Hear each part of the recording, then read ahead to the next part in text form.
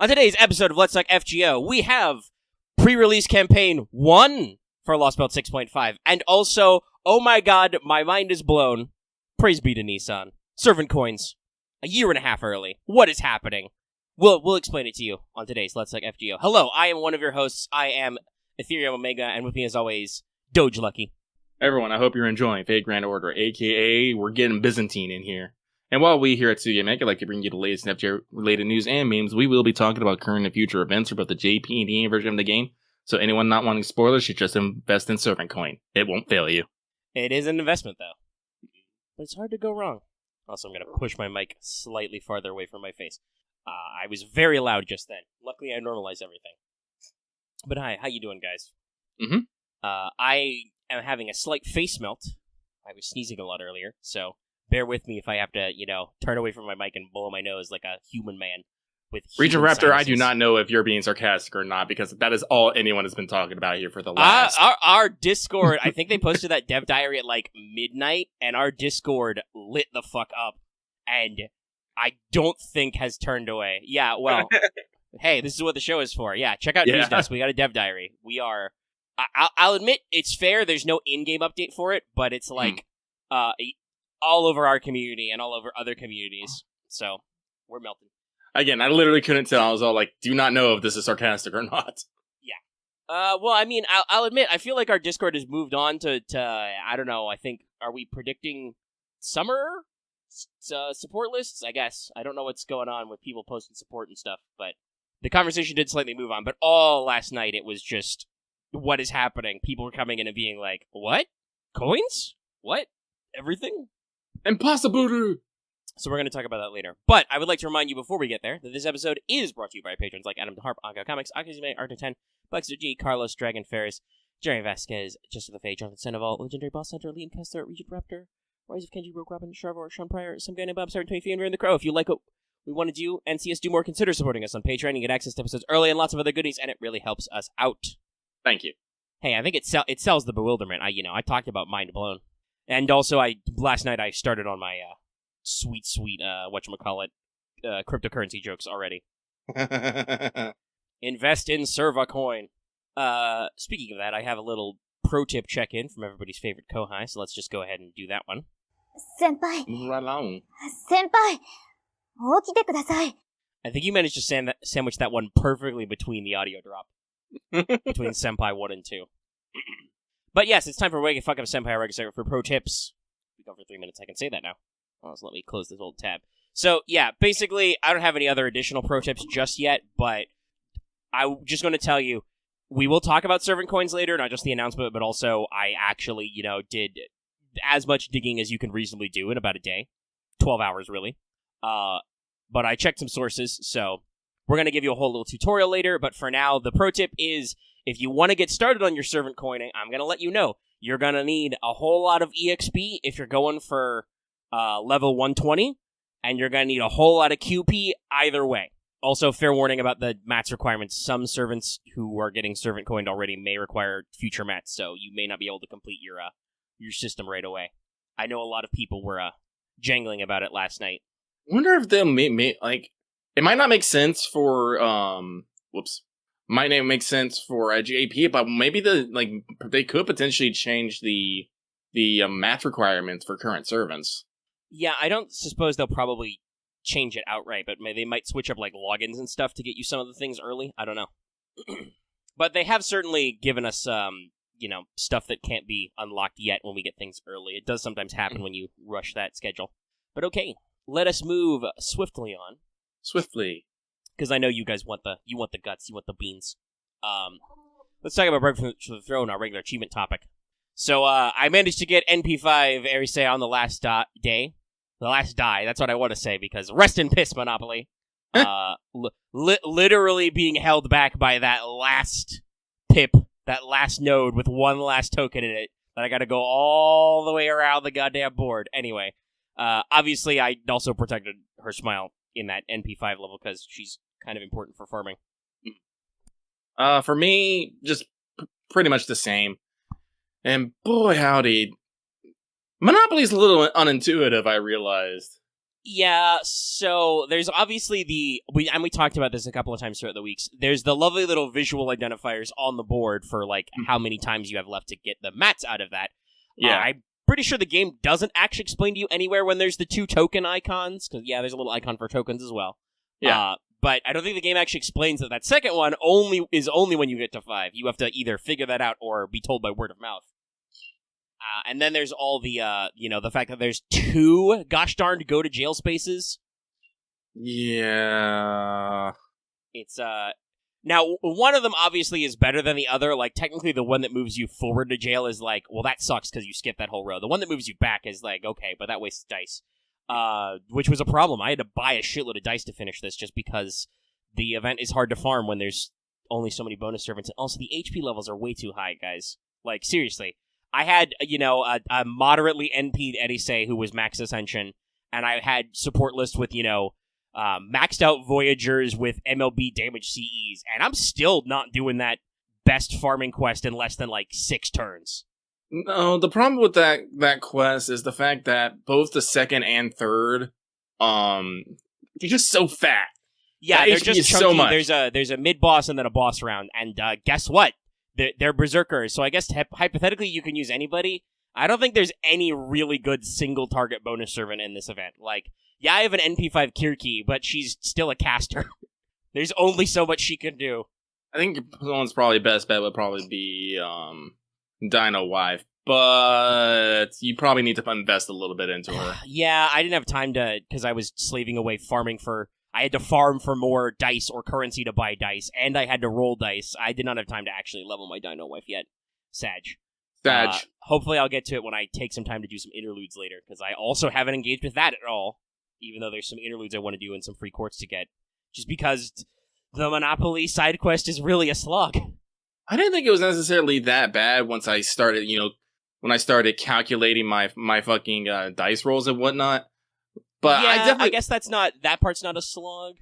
It's still very attention focused, right? Yeah, like at first when I first started doing it, I was just going around the board and going wee hee hee hee. And then I realized, I'm actually wasting fucking space and time here. I need to actually, try and make sure I get every time I land on because I wasn't a madman. I'll say that right now. I didn't want to clear the entire Monopoly board. I was like, no, fuck that. But I wanted to get MP5 because guess what? We still haven't rerun this one, and wait, is this really going to be that easy? Sorry, I'm playing Cyberpunk right now, and I was expecting I was going to have to go shoot up the gay club, but there's just a door on the roof that just opens straight into the back. I was like, oh. Yeah, there's usually a couple of alternate ways into shoot up spaces. Sick. But, once I actually understand that, because actually, I think it was only 3 days with the event list, I was like, alright, I'm not understanding any of this. Guys, how do I get these extra tokens? And someone's like, oh yeah, you just gotta keep going until all the pips are gone. I was all like, oh. So at that point I stopped, doing it randomly, and it went a lot faster. But again, it didn't necessarily click that. Yeah, and even if it's faster not going by pure RNG, you're still going okay, well, I must roll a 2 here to advance myself, so I have to spend a 2 die. Which means I have to go 2 die. Yeah, that means I have to go to the last node, slap some things around, and hope I get a 2 die or enough of the gold currency or whatever. Yeah, that's also another thing. They clearly understood that the 1, 2, and 3 dice would be at a premium for late game and made them the most expensive. Yeah, and I'm just like, okay, Kideki. So, please, Lasagna, if you're listening, I know you've been very good with quality of life and shit, and obviously, the servant coin thing we talked about moving up. When you redo that rerun, double the rate at which dice drop, I hope, please? Something like that. That'd be very lovely. And give me way more bonus servants, because the oops all casters style, and then, you got a rider. It's Mary. She's a tank. She is not really optimized for wave clearing. Yeah, please and thank you. At least I'll have a presumably fully kitted Dino Wife by the time we get there. But geez, guys, come on. Help me out here. Also, I would also like a Dark Maria Avenger, please. That would also be nice. I know what I'm about. But okay. And that was technically all records from the throne, and probably our final thoughts on the event as well, but, like, damn. Listen, we really didn't actually have any fucking final thoughts, really. Honestly, I'm gonna say... Now that I've completed the plot, I think my one plot complaint is, man, there's a lot of pathos for Ares at the end. Why did we make her such a try-hard little shit for the, like, first half of the event? I guess they wanted to give her a whole-ass character arc, but I'm just like, I feel like it was unnecessary. Like, there's some cool stuff at the end, but you gotta chip away to get there. Mm-hmm. But yeah, no further evil, so we'll move directly on to Did You Finish Your Master Missions? They're very simple this week. So, defeat 8 servants, defeat 15 Saber or Rider enemies, not servants or bosses. Defeat 15 Lancer, Assassin, or Berserker enemies, not servants or bosses. Defeat 50 Archer or Caster enemies, not servants or bosses. Get 2 gems or statues or whatever through battles, and acquire 4 gems or servant statues through battles. Basically do the event, but if you've moved on from doing the event, you can also farm dailies during this time for EXPs and stuff, and you'll be fine. But you probably hit this through dailies. But now we can move on to news, because we've got quite a bit. So following up on the general announcement, we actually have details on Lost Belt 6.5, the boundary where thoughts of death manifested, Traum, a certain phantasmal life, coming in early June. Traum is German for dream. Yeah. Also, I feel like is presumably a similar root etymologically to trauma. And even if it is not related, it is certainly a homonym. Mm-hmm. But, yeah, that's it's interesting. Also knowing FGO that that whole early June is going to be, like, right away. But we'll see. Because we do have Traum pre-release campaign 1. It notes. The first pre-release campaign. I'm a little concerned. So, this starts the 18th. So it has already started, and goes until the 30th of June. They just want to make sure you get in there. So basically, they're doing that interlude access trick like they've done for some of the Lost Belt Reminiscence quests, Road to 7 stuff. So interludes on Bradamante, Vlad 3, Sherlock, Siegfried, Saber Deermood, Astolfo, Kiyohime, and Salome are available, even if you haven't met their requirements and unlocked those servants. Fairly interesting. You can also log in at any period during this time if you've cleared the Fuyuki Prologue for 3 Spirit Vein Stones, and you can get 13 more in the MP shop at various prices. I'm kind of excited with the bonus list, because with those paladins in there, I'm getting really excited that Charlie's going to show up. Yeah, I think we can basically confirm Roland, because that is his silhouette. Yeah. But that's a lot heavy leaning on the paladins. Vlad 3, I think, makes sense. Yes, also the Siegfried one is very interesting because there is that one woman with a very large sword compared to her body. A lot of people are wondering if that's Kremhild. I would not be opposed to that. I did that fan servant design once upon a time. And, hey, Sigurd got his waifu already. And they even have a summer variant where they get to hang out together. So I think it's only fair. Would be interesting. And Vlad 3, by the way, if you're not curious, that's related to Mehmed II of the Ottomans for reasons which will be clear when we talk about the servant on this banner. Mm-hmm. But also possible playable of that guy, because we've seen him a couple of times in flashbacks and stuff. The interesting ones here, I think, is Sherlock is a big question mark, though he is technically a main story servant, and Saber Deermood. I'm wondering, are possibly more Celtic heroes in our future? Who knows? Who knows? Salome at least is related to the Middle East. Kiyohime is another weird one. Well, I feel like Kiyohime, like Liz, just sometimes shows the fuck up for whatever reason. I think it's been a while since she was involved in a main story. Yeah. And Salome, I think Salome is getting something because I think she's the last of the original quote-unquote new bronzes who hasn't actually got a major story focus. Yeah, everybody but her was in a major story, and we've talked about that before, so this is probably her actual inclusion. Mm-hmm. So we'll see how that works out. Let's see, I already talked about the Spirit Vein Stones. So you've got some AP reduction and stuff. You got quarter AP on everything up to Lost Belt 5.5. And then half AP on Lost Belt 6, and if you have cleared Lost Belt 6, half AP on free quests till first clear. So just general cleanup stuff. Please catch up with the story. There's some limited time master missions for mana prisms and a rear prism, also a lore, and some of our new saplings. There's quite a few of them, so you can bank your AP if you're already caught up with story and stuff. We also have a banner and trial quest for a brand new servant, the 5-star writer Constantine the 9th. Wow. So, yeah. We'll talk a little bit more about him later, but yeah, we're going all out here. Remember how we said there would be 2 banners? Well, whoops. Yeah. Now there's 3, probably. There's still a lot of servants. I think there's still like 5 silhouettes left. No, that's the wrong Constantine. That one's okay, but that's the incorrect one. This is the 9th one, specifically. And they do make sure to shout out Constantine 9. I see him universally written as Constantine XI. But we'll delve into that one a little bit later. But yeah, JP cruising along, setting up a pre-release. I know a fair number of people are interested in Constantine's release. You know, he was previewed as a character in the White Day event, obviously, and kind of unsubtle hints about who he was were already leveled. So that's it's all right. And, you know, we'll get into that later. I'm very curious what his involvement may mean for the actual structure of Trom, but, you know, we'll get there.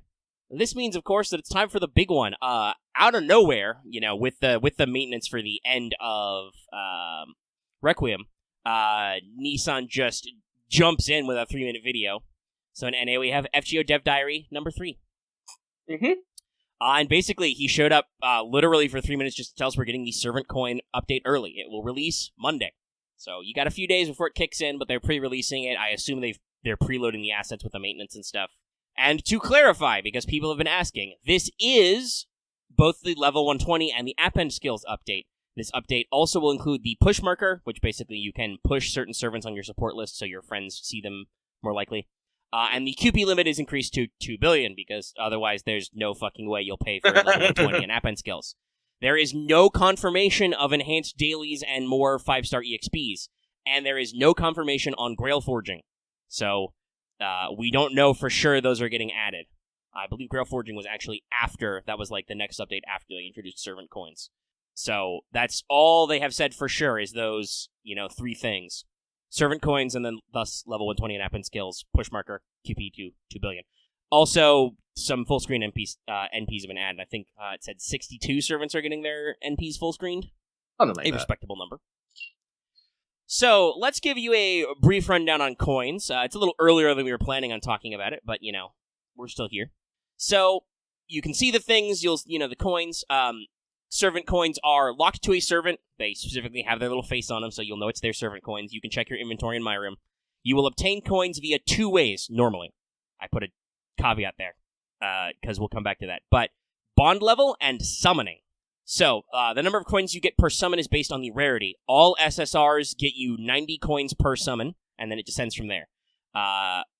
4 stars in the St. Quartz Gacha are 50 coins per summon.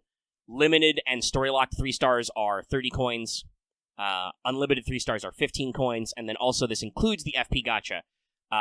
30 servant coins for SRs in the FP Gacha like Saber Lily and I assume the future Habitrat. 15 for 3 stars, 6 for 2 stars, 3 for 1 stars, and 50 for Ungra, because he's that rare. And then for bond level, the coins are purely based on what level you get. So from levels 1 to 6, you get 5 per level, 7 to 9 you get 10 per level, and 10 to 15 gets you 20 per level. So, you know, climbing levels out there. Now, as far as I know, and as far as I've read, this is supposed to be entirely retroactive. The wiki article on this says you should get it in your present box for everything previously, bond levels, summons, whatever. I have heard some people say the retroactive summon coins are gold only. I really hope that actually is St. Quartz Gacha only, because limited 3 stars exist. They are not gold. It would be very shitty if you didn't get your coins for, Izo or Nori. So we'll see what happens with that exactly. There's no actual news article, so we haven't exactly seen what it is. They'll probably be showing up in the next few days. Or on maintenance. Or on a Monday, excuse me. Yeah. Okay, so it's retro for ours as well, but only counts copies you actually used. So if you burned any extra copies, well, if you don't burn any extras past NP5. But yeah, so there's a little bit of wiggliness, and we might see some rebalance. Just expect when you log in after this event, there's going to be a fuck ton of coins in your present box, and they will exceed your normal present box limit. Now, I should note, I talked about earlier, those are the normal ways. Welfares do not get coins normally. They are provided with them in the event, so future welfares will get their coins in the event, or in future events and reruns and stuff. So keep that in mind. You will probably not be able to coin up all of your retroactive welfares, I'm pretty sure. They explicitly shouted out, Ryder Kentucky for some reason. I guess he's that popular. Now, that's just how you get coins, which basically the way everybody currently playing the game gets coins is you're going to open your present box and you're going to have a fuck ton of coins. Gonna be a lot. Yeah. You especially, mister. But yeah, there should be quite a level. And I do at least appreciate that the number of coins, it gets easier the higher level the rarity is with it being 90 period for SSRs. That said, what do you do with coins? Well, here's how it works. So, first of all, you can use the coins to break the level cap above 100. It costs you QP, a Grail, and 30 coins every breakthrough, which is 2 levels, just like level 90 to 100. The max is now 120. This means to reach level 120, you need 300 coins. Also, you need, like, a shitload of EXP. Oh my god. I haven't actually seen the numbers, but I've heard people say that level 100 or level 102 is basically the equivalent of all the EXP you needed to get to level 100. So, yeah. You will have enough coins, yes, if you have NP5 and SSR, I believe, if the levels work out. But yeah, it's a lot of coins. It's going to be a lot of QP. It's going to be a metric fuck ton of EXP cards. This is why a lot of people are asking about if we get the whatchamacallit, the 5-star EXPs more in circulation. We'll see. I kind of hope they do, but they might be saving that for the anniversary, which is technically a month early for us anyway. But yeah, if you want to go to level 120, be ready to break out your in-game bank. Thank God FGO doesn't charge us real money for QP, other than if you want to farm, with rainbow apples, I guess.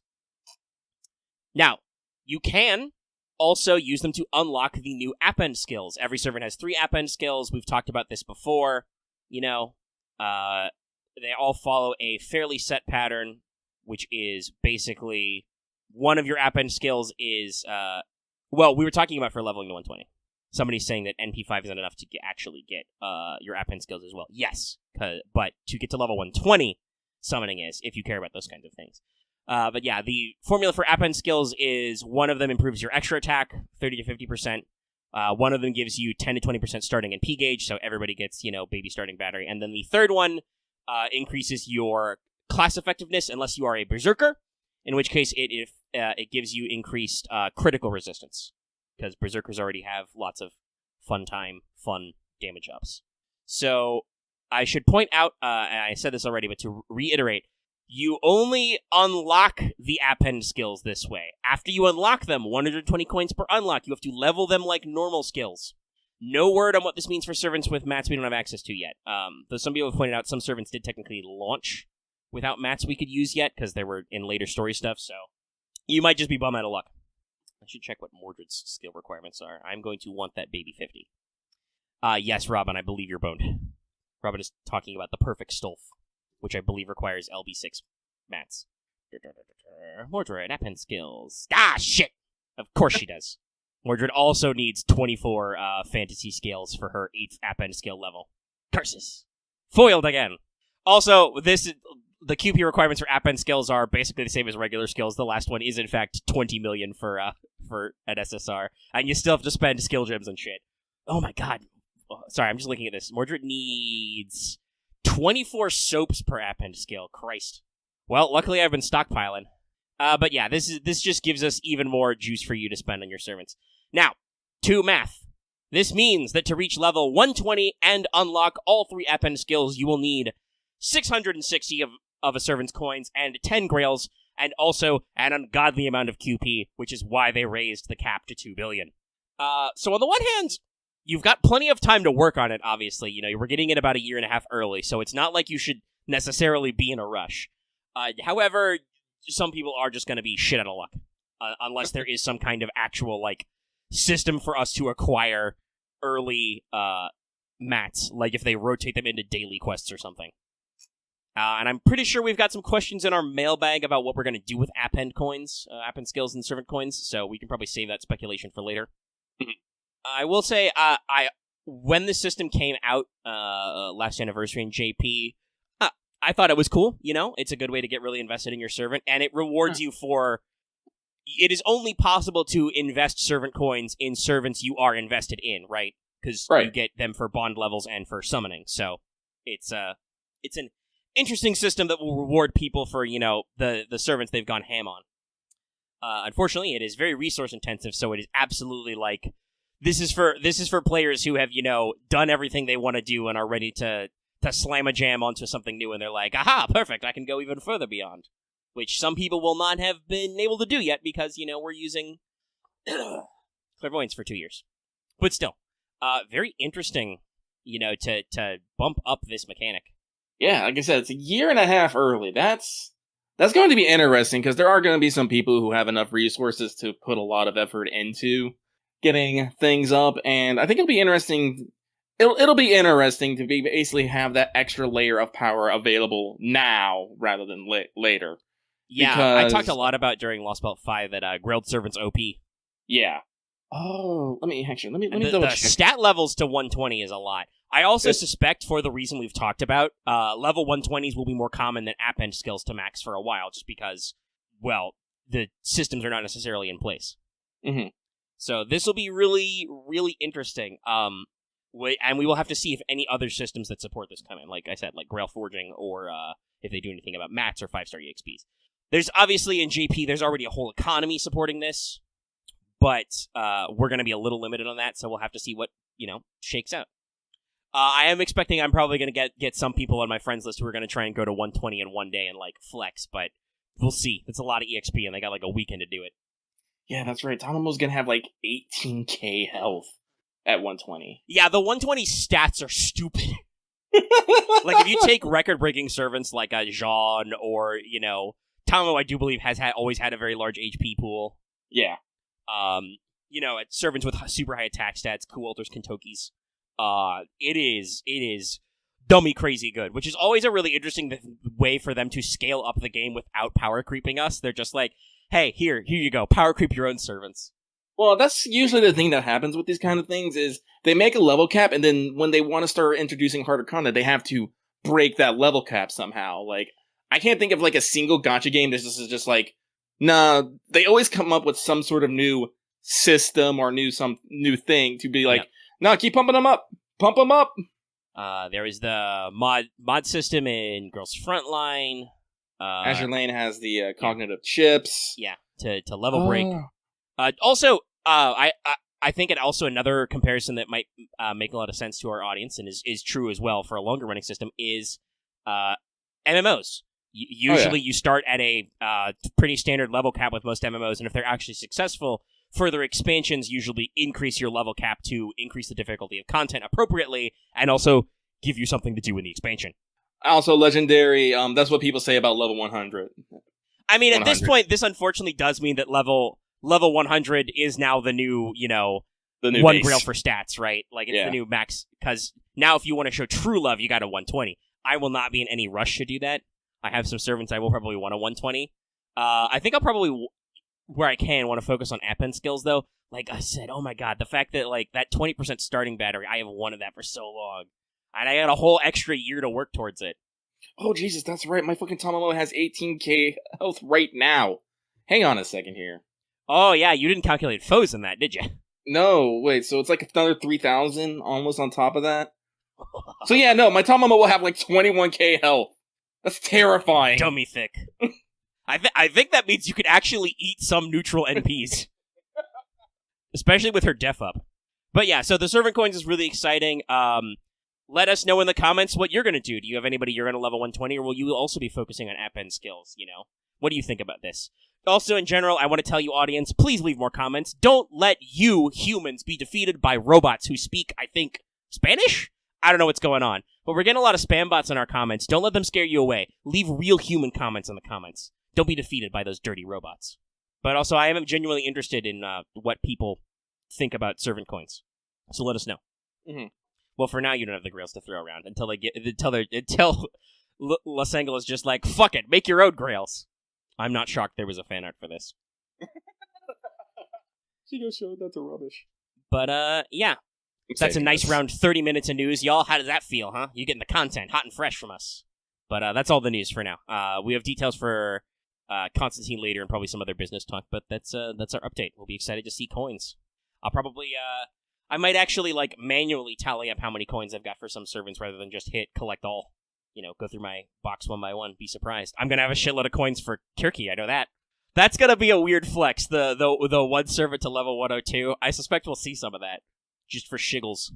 Well, actually, now hang on, I've been very conservative with my grails. So, actually, let me double check. How many grails do I have left? more than I would hope. Well, I think I have more than a lot of people because I've only used Grails on 4 characters on Big Surprise, Tamalancer, Tamacat, and Kama. And I'm only down 1 Grail from Choco Valentines. I will never not be salty about this. Well, let me see here. Item list. I believe my max grilled servant list is also 4. It is Mordred, Ishtar, Aresh, Space Ishtar. I do have a Medusa grilled to 80. I didn't have a lot of AoE writers, and I used Medusa a lot, and I wanted the extra stats, and she's never done me wrong. And I've been talking about grailing Super Orion, but I haven't pulled that trigger yet because I keep rolling new servants that need to feed them more EXP. I don't think my is my Romulus Quirinus max level? I think I did get into max limit break. I have to double check now. Yeah, no, I got 31 Grails, so I'll be okay for a bit. Let me very carefully, so as to not pull my headphone cords and go get my phone. But yeah, that's the news, which I believe means it's time for Milberg. Milberg! And there we go. Okay. I fixed it. I'm gonna hit refresh! Oh, I see. I see how you are. I see how you all are. Anyway, everyone, it is time for this week's Let's Talk FGO Mailbag, the segment where what you have to say and comment accordingly. This week we have a solid 20. I like that. I like numbers that are nice and rounded. So I like 0s and 5s. Anytime it's other than that, I'm just like, But we have a bit of a back half. But it's not that intense. I don't care. Let's go. Let's do it. Not old enough to drink? No, that is incorrect. You're totally able to drink at 20, as long as you don't get caught by the law. I was drinking earlier than 20, but I was also overseas at the time. And overseas, I was just all like, can you reach over the counter? Have a drink. Good times. I'm just remembering running from the cops. Anyway.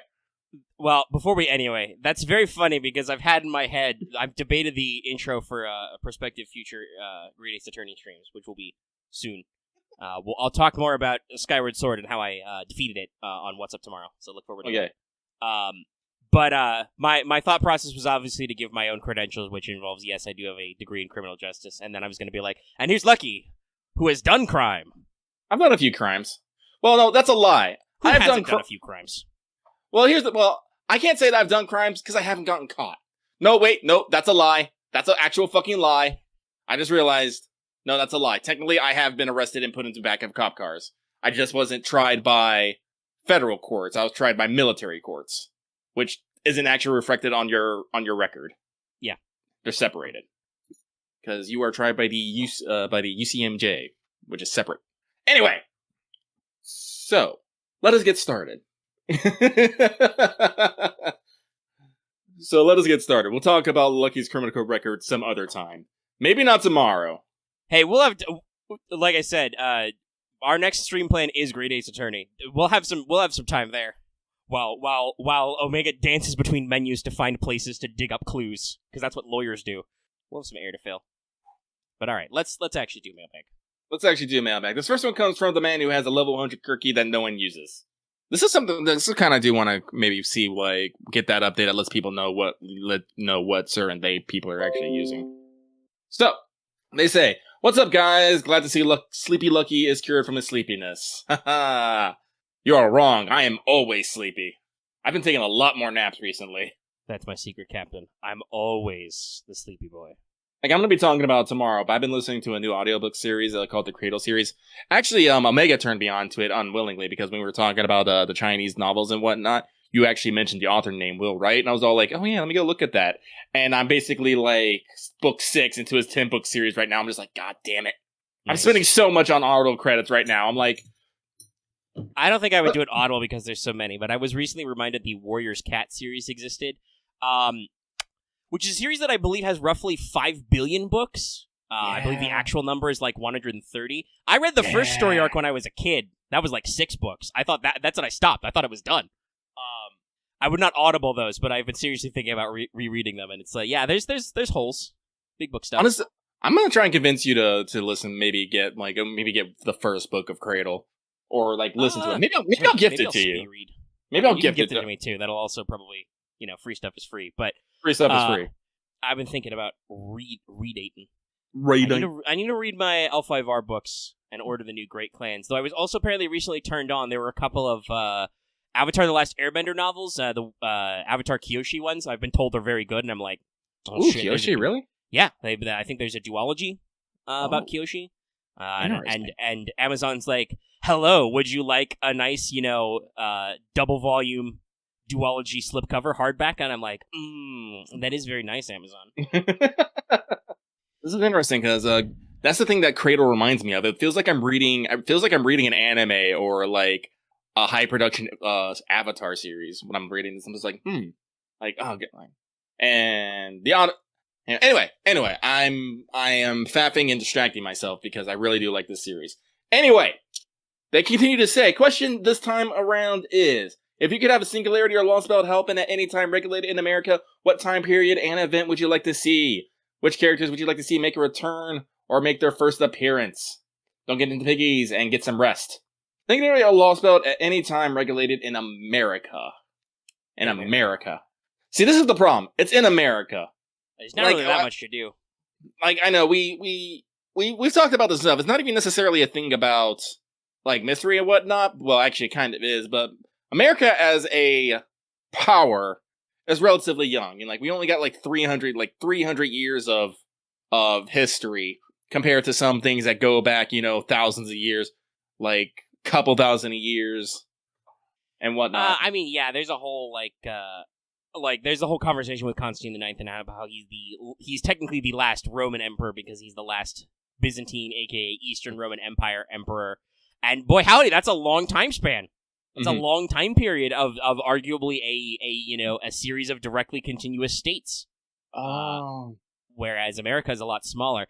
I mean, there's some interesting ideas. We have our thought about Area 51. Actually, I think if I was going to pick one, it'd probably be the Prohibition Age, actually. And put a focus on crime lords, because while it's not necessarily a huge or an illustrative part of American history, the Prohibition Age was, under the covers, a little bit of a hot mess. Like Ever watched moonshine. Boardwalk Empires? It's pretty rad. This is like when we have like the mob, we have organized crime, we have speakeasies, like people making moonshine, like guys like with like moonshine in the back of their cars racing away from the cops.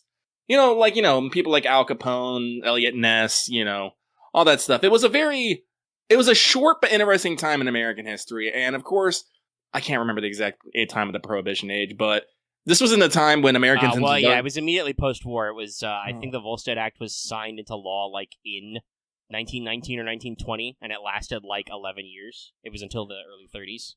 Yeah, and this is, early Industrial Revolution, where we are building. I would also say, the Volstead Act is hilarious because it was turned into the 18th Amendment. We amended the Constitution and had to take it back. Let's see. Wilson vetoed it in 1919, but he was overridden the same day. Holy shit! Can you imagine?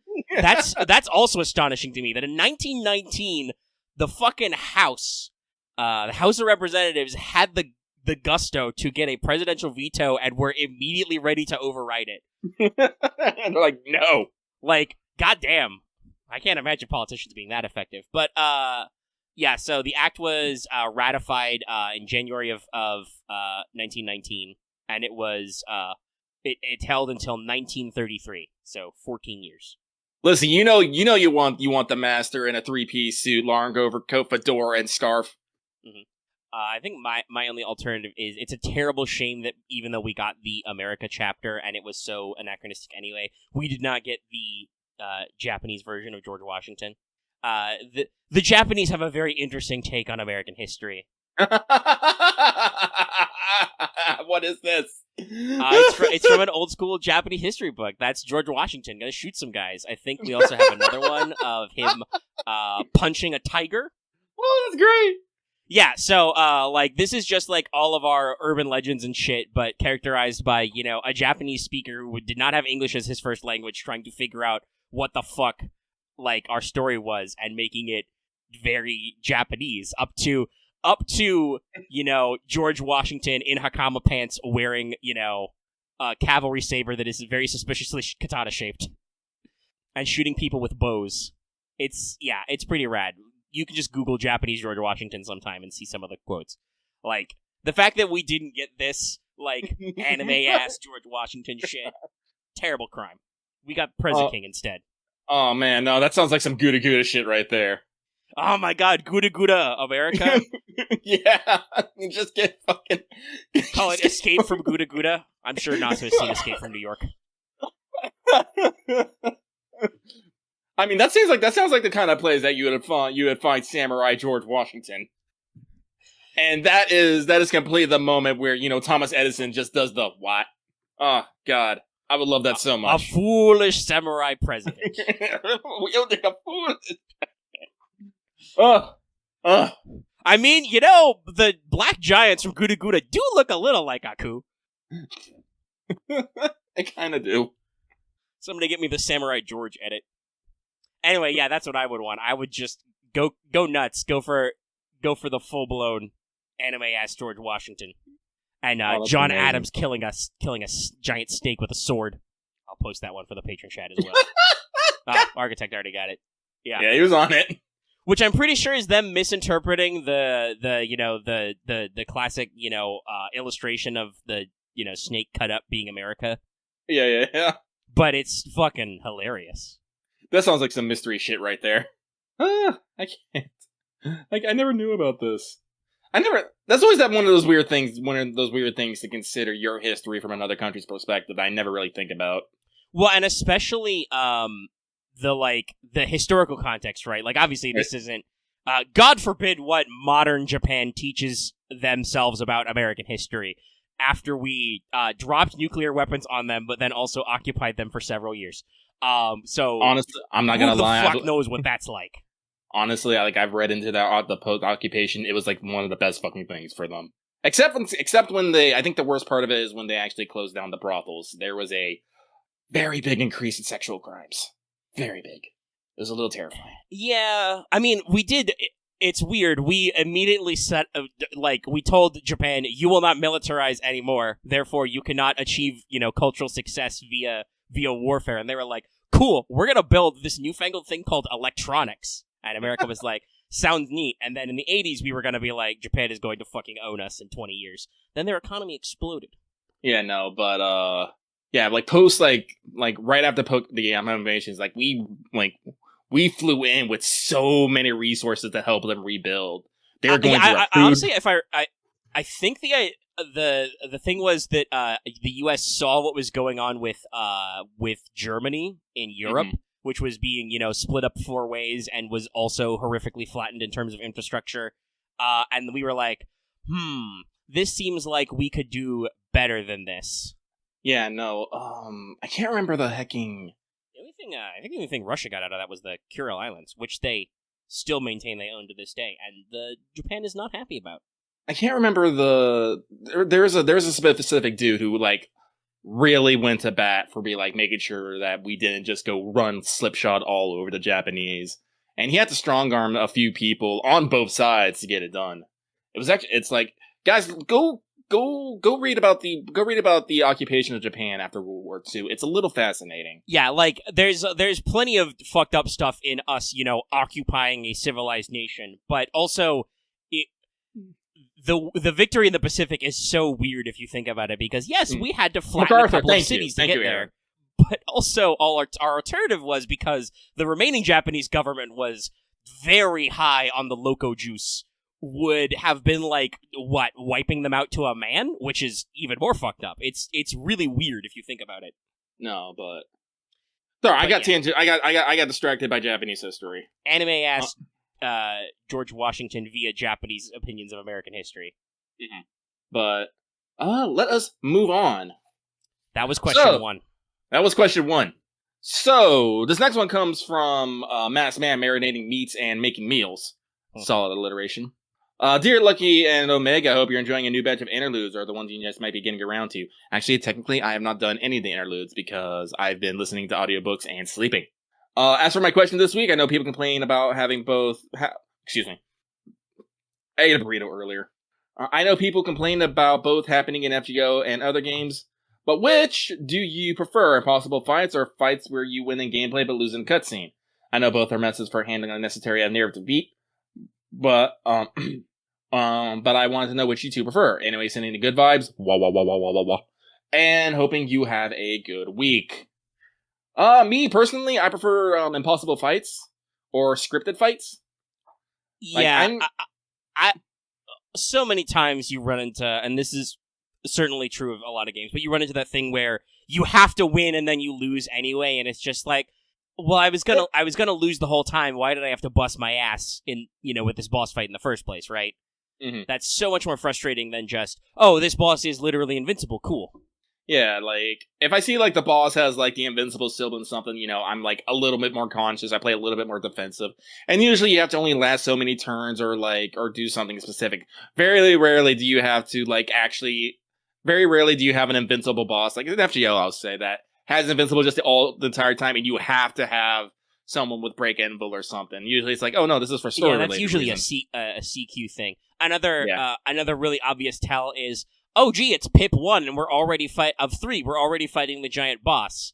Gee, I wonder if we're not going to actually defeat them this time. We'll have to come back to it later, perhaps after a cutscene. Mm-hmm.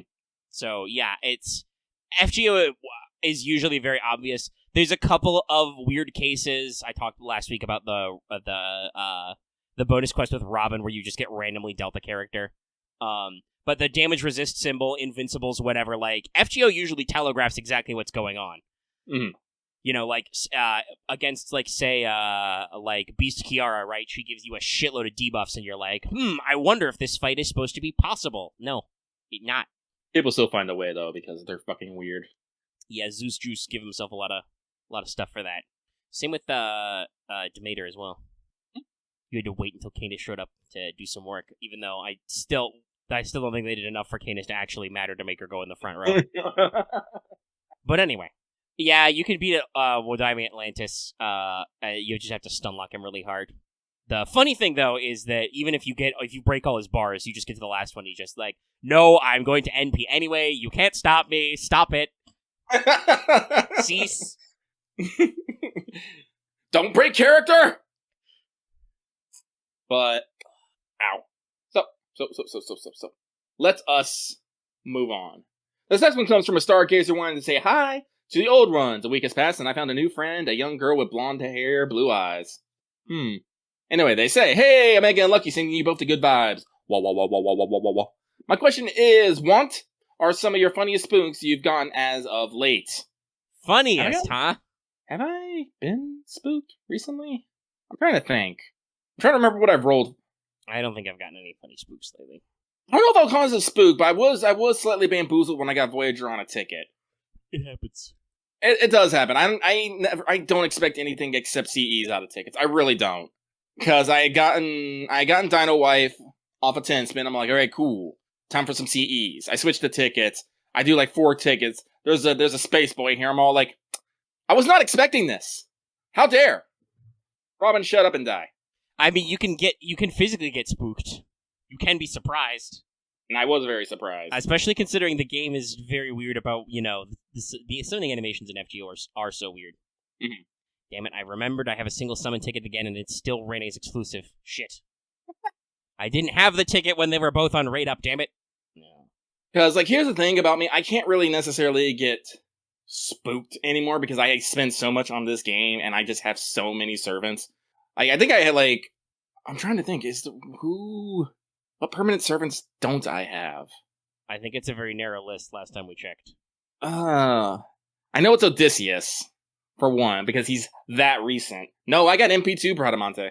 Yeah, Lucky was saving his SSR ticket for Bradamante and managed to get 2. That may count as a spook. I guess you managed to pick him up when you weren't even planning on it. I got MP2 Sanzo. I just got, let's see here. I'm literally trying to think of SSRs I don't have. Story/permanent ones. Oh, actually, it might be a time for me to visit my Spirit Origin list. I know there's plenty of limited servants I don't have, but again, you can't get those unless you actually roll on those banners. Yeah. Yes, I do not have a QoL, I do not have a Kentucky, I do not have a Moriarty. I can remember those off the top of my head. Do not have that, but again, some of those are limited. I have an MLB Grand Cavallo. Let me see here. Just do that with my Mana Prisms right now. I finally Spirit have Origin list. Let us sort, but let us default. Let us go with uncontracted. Oh, also while Lucky's looking up, I looked this up earlier myself. I have 32 Grails myself waiting, chilling. Which makes sense because Lucky and I have similar levels of Grailed Servants. Let's see here. Yeah, is Iskander limited? I forget. Iskander, yeah. He is the limits. Alright, let me see here. That's Moriarty, Arthur, Shikata, I mean, if they do give us buffed EXP farming, I may actually go ahead and pull the trigger on making Super Orion at least level 100. He did a lot of work over the 2 halves of Lost Belt 5. And as we've established, Grilled Servant's OP. And he's a different niche than my Ishtar, who just, blows up waves. Well, including limited, let me just put it this way. I have 1, 2, 3, 4, 5, 6, 7, 8, 9, 10, 11, 12, 13, 14, 15, 16, 17, 18, 19 servants that I don't have. Total. 19 servants unsummoned. Yeah. I'm not going to give you that list for me. That's a lot longer. Let me see here. So, me getting, spooked by something I necessarily didn't have or would actually surprise me is very little because, if I get, I'm just so used to things randomly showing up now, I'm just all yes, this is how it is. This is how it always is. It's part of the process. Mm-hmm. Back in the day, spookums. Nowadays, not so much. No. I have been hardened to gacha. I'm trying to remember what banner I actually rolled Helena on. That was probably technically a spook. Was that tickets on the Requiem banner start? I don't remember. Somebody go back in time. But yeah, okay. That was that one. That was that one. So let's move on. This next one comes from Rolling Apples for Atalante, who says, Dear Eye of the Storm Omega and Captain of Team Bloomer's Lucky. We're always hearing about FGO stories sending people to the floor, but I was wondering what moments in the game left you with a big grin on your face. Thanks, and I hope you have a great week. Big grins. What moments make me happy in FGO? The flying Rider Justice Bomb. Very good. No, that is one of the best ones. Sky High Rider Justice Flying Bomb. And then just the next one screaming, Justice! Justice! I think I'm going to read that later. There's usually some pretty hype moments. All of Valentine's, I'm gonna say. Yeah, not the event, just all the chocolate seas. Yeah, every time I'm just all like, tee. Hey, there's usually a few hype moments, when Romulus Quirinus actually arrived and was just like, hello, praise the sun, why pose? I mean, I don't know if I was really smiling. That was the giant golem, was just, yeah, fuck yeah. I'm trying to find an image, and I'm trying to see if I have it somewhere let me see if I can find it. Do I have it? Let me dig through things. Oh, it doesn't look like I have it. Let me check the internet here. Oh, here it is. Those, the moments of, riding, the woolly mammoth or Romulus Quirinus, if I was to, give an emotion to it, it's this. It's this one, just... Yes, the Grim doing the up and down, but this also specifically the image Lucky has is the lens flare version. But yeah, just the Grim up and down hands. Oh, same with it's like that fucking couch meme. One half we sleep and the other half is yeah. We're not necessarily smiling, but we're like, oh yeah, bust down the door. I actually had to find the image because I did not have the proper vocabulary to articulate this emotion. But yeah. I think that's good. Let's keep moving on. Let's keep on keeping on. And this next one comes from that Ooh, excuse me. This is getting to me. This next one comes from that one master. Yes, that one in the corner. Nope, wrong run. It was a 1 in 4 chance. Well, you'll find me eventually. Are you implying that I can't find you? Fuck you. I can't find your question anymore. Holy shit. Moving on. This next one comes from Servant Coins, he said. Looks like Ember Farmer's back on the menu, boys. When is it ever off the menu? Never. Well, Never. I mean, some people actually have more free time and roll less, so some people do actually get ahead on their servant leveling, but... Probably true. Not us, baby. They say, hail the Omega Lucky Overlords. Apparently, we have fusioned. With the release of Roland and LB 6.5, which servant has been confirmed in-game that would you like to see made playable next? Also, what's your favorite go-to comfort meal? Confirm? Well, unfortunately, I don't have the data mine list, and I usually don't fucking care about it. Yeah, there's only like 4 people on it left anyway. I think it's actually like 6-ish, because there's like 2 Perseuses. I mean, we still haven't pulled the trigger on Violet. Love to see that one. I mean, I'm still down for Violet and Khazra drop. Because actually interesting, I don't remember where, actually, no, I'm not going to talk about that. I changed my mind. Screw that. He's not going to talk about that. I'm not going to talk about that. But, I mean, there's about 5 billion, realistically, several dozen, story sprites that aren't used with characters yet. Mm-hmm. Mostly in Guda Guda, but not entirely, so there's like a long list of other stuff, but I don't know if those guys are ever quite, quote-unquote, confirmed. Yeah, now there's a lot of them that exist. They may be pulled in for whatever reason. Like, right now, I'm just vibing for your boy Charlie. Listen, if you, like, seeing him interact with, Alstofo and, Extella Link, is one of the best things. Like, literally, he's yelling at Astolfo, and it's all like, and Charlie is just all like, you're gonna make daddy cry! And Astolfo, this is Astolfo, goes like, you ain't my daddy! I'm just like, I can't handle this man. I love him. Charlie's so great. I don't need a link. I don't know why you're trying to recommend me things. I know what I'm about. I find it super weird when people just like, hey... Well, I guess it's not really that weird. People can't know what I do and don't know. It's just one of those things of like... You have Google. I don't know. You can figure it out. We do the show. Yeah, I'm trying not to be contrary, but sometimes I just want to be contrary. These are also about comfort foods. Burritos are a big one for me. I love burritos. Actually, I like most things in between. I like things in a bread shell. Because I like burritos. I like tacos. I like hot dogs. I like sandwiches. I'm not such an Epicurean that I actually give that much a flying fuck about the meat. Usually I go for some sort of chicken or steak. I'm all like, what is that? What is, like, I'm looking at, like, I'm at ye old taqueria, and I'm just all like, yeah, whatever that Spanish word is it meat? And they're like, sí. And I'm like, gimme. Yeah, I'm not really into, like, food as a comfort, per se. I mean, it's wrapped in a shell of bread. What the fuck do you call the tortilla? It's a kind of flatbread, guys. Come on. Civilization 101. But for me, it's usually like when I know for sure I'm gonna have a very satisfying, filling meal. It's just like, give me a... No, it can be flour-based as well. Also, corn tortilla and flour tortillas are different. I mean, cornbread is cornbread. Bread's also in the name. Like, I'm pretty sure that the history of the word bread does not rely solely on wheat-based grains, because there's actually, like, a shitload of cereal grains. Bread is just grain thing. Plant carbs. Eat them. I think we're about to start a fight in here. There's a lot of... I see many people are typing. Anyway, what I was going to say was, the stuff that, like, makes me feel good when I'm down on a nice day is usually, like, a nice, relaxing, classic pepperoni pizza. Big fan of the classic pep. The pep pizzazz. I also have a long history of... Well, I mean, I guess if there's court precedent, we can talk about that, but that seems like that's very complicated. I guess that's over... If sawdust is in your bread, is that still bread? Probably. Well, yeah, but again, it doesn't count if I'm eating a burrito in a flour fucking tortilla. Yeah. Listen, I'm of the simple etymological period, is if you grind it up into flour, I don't care what it was. I don't care that corn is technically a vegetable. And is corn a vegetable or is it a grain? I don't know. I don't think it's a cereal grain. No, it's a vegetable. It's not a grain. But the kernel, the kernels are very unique in corn. Yeah.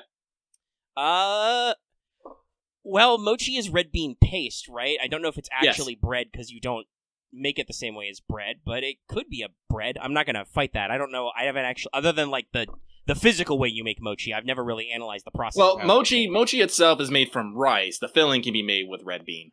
Well, yeah, right. Rice is, I mean, if we're gonna fight about it, rice is a cereal grain. That's definitely a bread.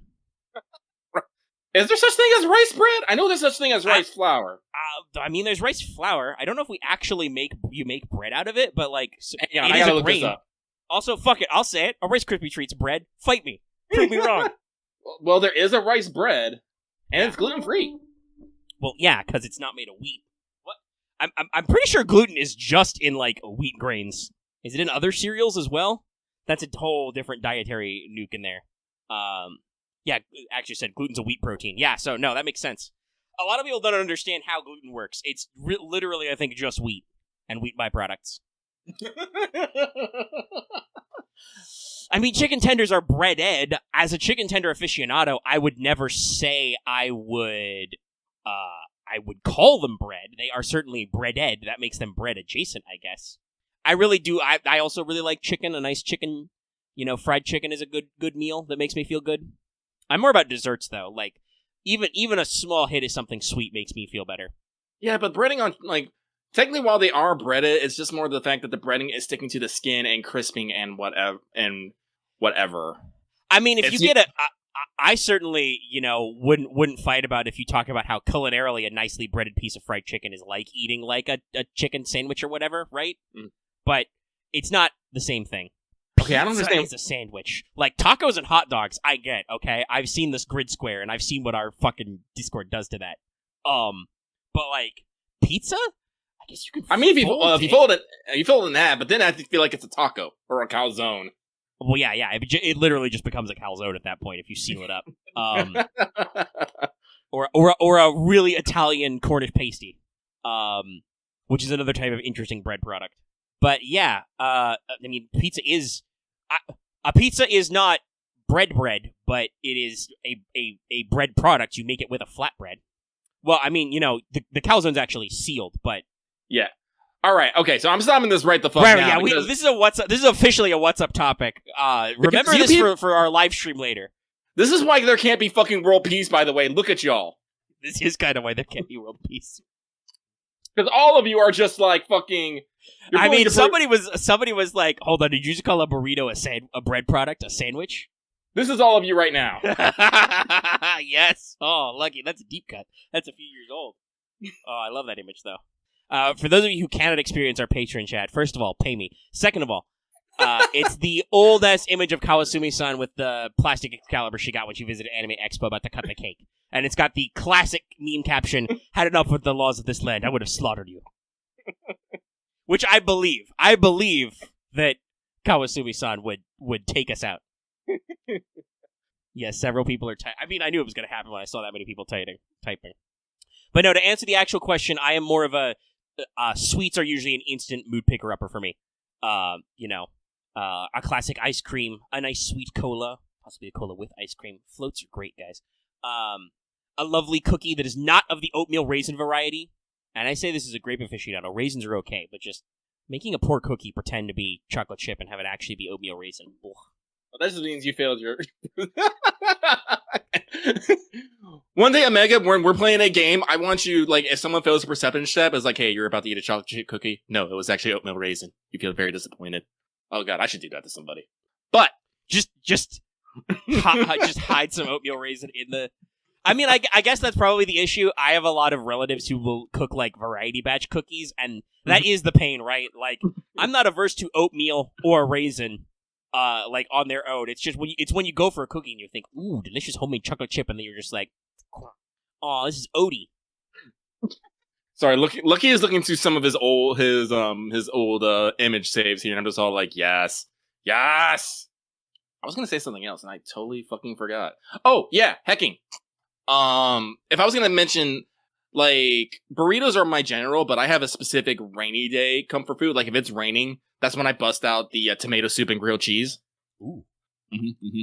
I have a similar, very similar. It's just I substitute a different soup. My classic one, I'm a little sick and I'm down. It's like, yo, cream of mushroom soup and a grilled cheese. Yeah. Soups, okay. Solid basis of a food. I should figure out if I can make this rice bread.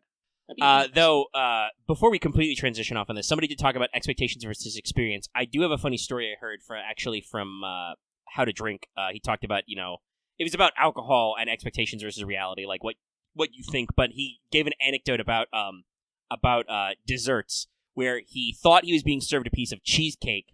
He ate it and almost like spat it out, and he said that he thought the cheesecake had gone bad, and then his friend who was served him told him, "That's key lime pie," and he's like, oh, this is an excellent key lime pie. Like, when you think you're eating cheesecake and you take a bite of key lime pie, as a person who loves both of those things, yeah, you'd probably be a little bamboozled. You know, cheesecake is not supposed to be sour enough that it makes your cheekbones hurt, which is what I expect out of a good key lime pie. But, you know, when you do the bite, it's different. Also different textures. It's all about expectations. Man, we don't even have to, but we are busting out the faff artillery for this episode. We are juiced up today. This is what we like to call danger close, buddy. Yeah, get that goop juice everywhere. Okay. I think we answered the second half of this question thoroughly. We should move on. I think that was question 5 or 6 out of 20. I don't know. I'm going to go. I'm going on. We're moving on. This next one comes from the guy who actually wants to finish LP 5.2 and read the story at the same time, but hasn't had the time because of work. Hey guys, just a simple question from my side. What recent quality of life updates in FGO-JP would you like to get early in North America? Edit, with Severance Codes officially announced today, 3 days after I first wrote this, everything is free real estate now, it seems. For me, the to store AP as Apple has become my most wanted feature, as it will allow me to actually play the game when I have time. Free time seems to be even more elusive resource than sync courts for me. Have a nice rest of the weekend. P.S. Of course, I wrote this during work, because when else do I have the time for that? Damn, respect the hustle. My dude. Respect the hustle. Me, I will not. I am a man of, I don't really necessarily care about wasting pop, but I would like a pity system. I would like that pity system. Give it. Yeah, the pity system is a big one for a lot of spenders. I mean, there's some small stuff. The AP storage is a really good one. Well, we're talking about getting quality of life early. So, yes, actually moving the pity system over here, which isn't out yet. And I think the saplings is obviously a really good one. I think other than that, just the quality of life that would probably be the most impactful me is just collect all on mission screens. Just a little button that you hit tap all and it does all of them at once as opposed to manually tapping everything. Like, that saves you like 30 seconds, but those 30 seconds pile up at FGO. Become efficiency. Become speed. Ed. We all, Lucky also literally shouted at the new feature where they actually like have a graphic to show you what servants earned what FP bonuses when you log in. That would also be nifty to actually double check when that happens. So we'll see. Lucky's going to be posting random shit he has saved in his fucking pictures folder, so prepare the fuck for this shit. But let me see here. Where are we? Okay, this next one comes from King of Apples, who survived board game night. That is very good. Question, if we're allowed to have grand servants or extra classes, then what would be your choices for some of the extra classes, excluding Ruler, that's taken by Moff Daddy? Why do people always try to put these fucking qualifiers in here? Stop that. Man. Let me see here. Super Mega Giant Angra. Grand Avenger. Big Angra. I am having a think here, and I'm not necessarily coming up with anything. Like, I'm trying to... Sorry, Lucky's also got me looking at my, like, old shit posting in Discord folder. But I'm trying to think, like, a Grand Avenger, like... Someone who's just so fucking mad they literally cannot be contained in a normal serving container. Maybe Kane? You know, doomed to walk the earth forever. You know, some has historically say maybe be the first vampire. Some weird shit. Literally, like, pimps, like, literally backhand by God. It's like, you dick! I'm continuing to think here. Let's see here. A Grand Ruler. I really love Fallout New Vegas memes. Oh, here's an old one. God, I mean, looking back through my old memes is not making me feel less like. Oh, that's a really great one. That'll be true someday. I have a lot of unfortunate Arc Knights memes that I saved out when I was playing that, including the "Oops all class tags," "Oops all beagle," and the here's one of my favorites, the waiting for annihilation to finish meme. And I'm just like, yeah, it was cool. It also had its problems. I remember this one when I did this event. I was like, this is the best. I have seen some trailers for Girls Frontline 2 Exilium. I hope that comes out in English, because whatever engine they're using looks sweet. And I've heard apparently they're planning on it being very XCOM-esque. But they've got very high-quality rigs. Sick. I'll show you what I saw some other time. We can draw about that on WhatsApp. Yeah, no, yeah, but I other than just yelling out about, bigger Angra menu, I don't really have anywhere to go with this, because this is one of those open-ended questions that is just like, do I have an idea? No? Okay. Yeah, no, I was able to squeak out one. I'm gonna call that. Call it a day. We're calling it a day. So we are going to move swiftly on. Here is a personal favorite. But we move on. This next one comes from Finals Are Hard, but I am harder. That's very funny. You didn't know how prescient that was. That came Also, up later I'm glad I'm glad I rediscovered this meme now that we've actually done that Lost Belt. They finished with that came out later than I intended. I apologize. No, you didn't. If you mentioned that, you would have deleted it. You can edit. Question. I have not been able to ask questions for a while, so this may seem a bit behind, but what summer servant do you want to see get a buff? Comment. I would like to see Summer Skyhawk get a buff. I feel like her kit does a whole lot, but the standout thing I use her for is to ignore Invisible on a third scale, and I see others use her as a level 1 taunt servant. I personally like to... Sorry, I thought there was something weird that in the syntax there, but no. It's just There's a couple of double spacing, but no, I think we're fine. Yeah. I would personally like to see a buff to the taunt skill. I feel like giving it a 1-turn manual star generation rate up at MP generation would be cool. Or they should make the taunt and crit last for a few more turns. Also, I wish good vibes. Wah wah wah wah wah wah wah wah. And success for all school-based problems. For the future, I do write out the... Do I write out the wah wah wah wah sound, or does Lucky do that automatically? Lucky does that automatically. It's a thing now. Yeah, you don't really need to do anything. He does it all. Yeah, so Summer Servant buffs. I mean, my actual pool of Summer Servants is fairly limited, and most of them are pretty good or gotten buffed already. Summer Tama got a buff recently, and I think it helps a lot, just removing the fucking demerit. Yeah, dropping the stun on her third skill and making it last a little bit longer. That's pretty good. I don't think Ryder Mordred needs any buffs. She was the Arts Looper before it was cool. One of them, anyway. So... I don't use Summer Marie, like, at fucking all, so... I don't even remember what Summer Marie does. I think she's got an... is it an Arts AoE? I don't even know. I don't even remember. I don't have her, so I literally can't use her, but even then I would just be like... I have Summer Nobu. They've done some work on that one already. I think most of Summer 3's Summers are pretty okay. I do actually use Ushi a decent amount. Somebody in our Patreon chat says, she sits into my box looking adorable. Correct. God, I love that one. I'm trying to think, but unfortunately, a lot of people are saying Summer Kyo, but I don't know. I've never necessarily had a problem with Summer Kyo. She stabs things very good. Yeah, I mean, she's basically like the 4-star equivalent of Summer Tama. But she also actually, like, we've talked this before about like DOT and stuff. I believe she is one of the stronger burn candidates because she has a couple different sources. She can stack it pretty well. God, hold on, sorry, I've got an old deep cut to throw out there.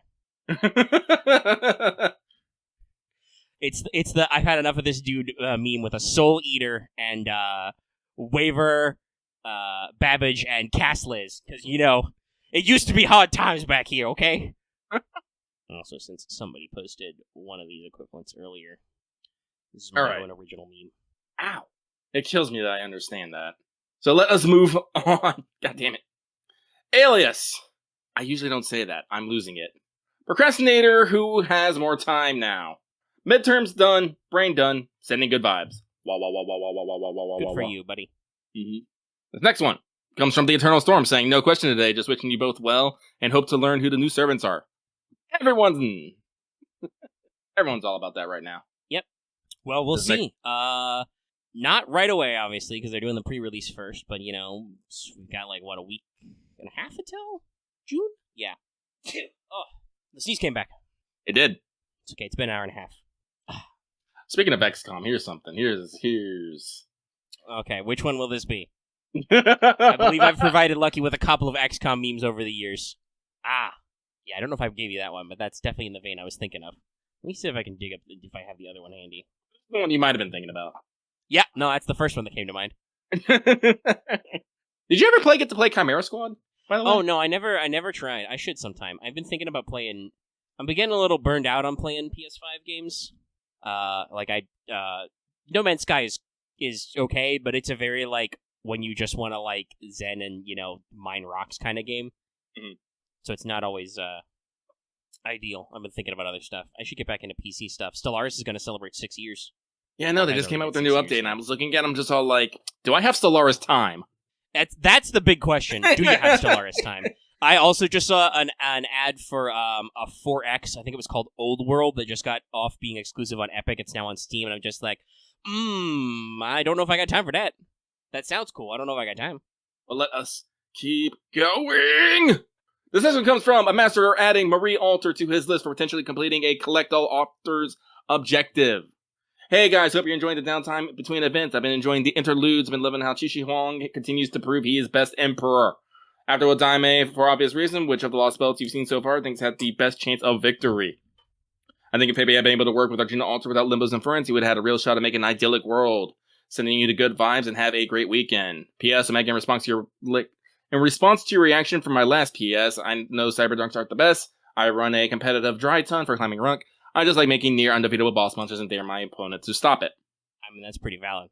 But also, war criminal. You spoke the cursed word. Rhymes are happening. Lucky Drytron is not a very popular deck. It Really? has very, very long-ass turns that end up with your opponent not being able to do anything. Oh, so it's one of those things where other people don't get to have fun. Yeah, it's very infamous for very long solitaire turns, and then the end state is a guy who's just like, oh, you want to do something? No. Oh, you want to do that too? No, don't do that. I'll never understand this. I really won't. So... Well, to be fair, like, honestly, none of them, honestly, all of them are doomed in some way, shape, or form. There's a reason why they're cut off. Like, victory? Like... Yeah, the cryptors obviously can have some influence. I mean, I feel like in a battle royale with the rest of them, Qin Shi Huang had a decent chance just because he, I don't know, already achieved world domination and had all of his generals archived for later use. But I also don't know what the fuck he would do against Zeus, right? Like, he would stack up Fat Boy Slim and, Old Man Lee and all that, and Zeus would just be like, that's very cute. Thunderbolts. Lightning bolt, sleep. Like... The more I think about it, everyone said this before, everyone knew that Wodime was going to win just because he literally had Zeus on his... I remember that one. He had a giant ass lost belt, and he had multiple big gods on his side, and everybody's just like, no, dude, you'll win. And if Zeus wasn't in the picture, I don't think anybody would have won. I think it just turned into total fucking chaos. Between, the Yaga and Oprenchki, they had a strong military force. Fucking, I can't remember where the fucking location for Lost Belt 2 was. Scandinavia, thank you. They had the fucking Valkyries. They had the fucking Valkyries. If Scotty wasn't so preoccupied with having to, keep the Jotuns in check and worry about Surtur, Scandinavia probably would be a pretty decent one. Also, Sigurd OP. And India, they didn't necessarily have strong military power, but, Arjuna was just, I am all gods now. Yeah. That's him flying over the battlefield, dropping explosions. I don't know if he'd been able to go toe-to-toe with Zeus, though. But, we're going out on the idea that Zeus is not in the picture, I suppose. I guess on a matter of individual power, I guess it would be Arjuna Alter. Just for sheer firepower. Because you have to remember, Qixi Huang didn't actually achieve his immortal body until we showed him and be like, hey, check this shit out. We got technology. Yeah. He was just a floating city man. Mm-hmm. Which is very funny considering the Greek gods, but, you should have checked your Katie for demon god pillars. Yeah? Probably a good one. So, the problem, like I said, based on individual combat power, I'm pretty sure that would be... If they had to butt up against each other, it would be it'd be India, just because Arjuna Alter would just slap everyone down. Like, fuck you. Get out of here. It also depends on where the battles take place. Arjuna's ability to completely destroy and remake his Lost Belt space is pretty powerful, but I'm pretty sure that probably doesn't count across borders. Anyway, that's too much speculation for one question, so we're gonna move on. This next one comes from preparing for... Why are there... What is this? What is this? That's a tilde and an umlaut. What does that make it? Loops. Just sounds very European. I mean, it's loops. Yeah, it's definitely loops. Loops. Lots of long O's. Loops. Yeah, you got a little modulation on there. That's good. They say greetings. No, greetings. Lucky Omega just wanted to say keep up the great work and keep up the good spirits. Yay. Thank you. Sorry if we're slightly distracted. We're fucking shitposting right now. We are shitposting right now. We're having fun. I got a lot of old memes I haven't looked at in a while. Sorry, I found a good one. They're not wrong! Okay? Okay? That's why I chuckled. I was like, oh, that's good. I know why I saved that one. I know what I'm about. Oh, wait, hang on. If we're going down that route. Modest. So, this next one comes from Too Tired to Try to Think Tonight. That's some good alliteration. I need to save this Dragonborn Paladin one. This gives me the chuckles. Yeah, that's a good one. Alright. Voyager is considered the youngest service due to the rise of the information age and loss of due to the rise of, I can speak. Voyager is considered the youngest servant due the rise. You forgot a 2 in there. Due the rise of the information age and loss of mystery, making it harder to build myths necessary for a servant. People know more stuff, don't believe in classic myth, and in general better educated, etc. I'm slightly wondering why they tried to explain this first. My question is thus: could, theoretically, the Gnostiverse see a rise in mystery due to having too much information? With information being super common nowadays, as different people spread it easily over the internet, do you think Gnostic could ever write a story or have a servant like that? Knowing about how much you like sci-fi, I don't think it's impossible. Either way, keep rolling those gotcha waifu dice. I mean, we've had some talk about, like urban legends and things. Mm-hmm. That's certainly, a mood. A mood. But there's a few things in there. But I think the main question, if you have the question of could Nasi write a story about X, the answer is yes. He has absolutely busted his own rules to do some of this stuff before. I'm in my fucking tabletop memes now, and I'm laughing a little bit. Okay, we got some good ones. All right. I'm going on. The Diabolical Plan one is good. I'm going to save that one for later. So, we'll move on. I don't have any bones necessarily to throw on this one. So this one comes from Hassan of the long $$ paragraphs. Somehow not the longest paragraphs this week. This first one, oh my god, my brain, I'm losing it. We've been going for an hour and 41 minutes. At least one solid hour of that, 160 whole minutes has been mailbag. So, now that I've actually watched both those series, that meme hits differently. So, let me breathe. Okay. Hey, Sir Lucky Baron of Mikodum. And Lord Omega, Duke of... Excuse me! Why is Omega a Duke? And I'm only a Baron? There's a lot of differences there. That's a lot of difference. Like, Duke is like one of the top, Baron's one of the bottom. I see how you think this Baron's like... I see how you think this I am so mad right now. I can't even speak.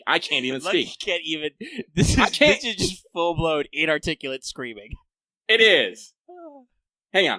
I'm gonna look this up real quick. I am going to educate you motherfuckers right now. Google, show me medieval court ranks. Peerages. Here we go. I'm pretty sure I could almost do it from memory.